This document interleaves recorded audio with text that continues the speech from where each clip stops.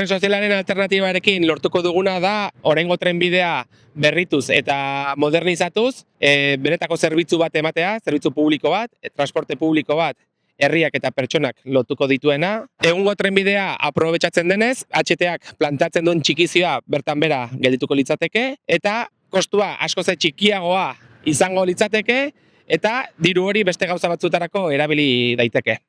Azkenean, olako atzean ditugun geratokiak eta geltokiak berrituko liratezke eta biztanleriari benetako zerbitzu bat emango lioke. Leku guztietan gertatzen den bezala, HT-arentzako dirua bideratzen denean, tren konbentzionalarentzako dirua ez da gelditzen, orduan ez geratokiak, ez trenak, ez da berritzen, eta orduan ematen den zerbitzua geroz eta okerragoa izaten da. Eta arrisko dakagu gure baiaran, orain dazkagu zerbitzuak, geroz eta gutxiagoak izatea eta tren maiztasuna murriztea.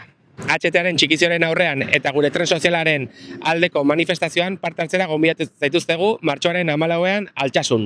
Eta alegazioak egin ez duenak, badaka denborarik oraindikan martxoaren 27 arte bere aletxoa jartzeko oso garrantzitsua da eta orain delako garaia txikizio hau guztiz gelditzeko.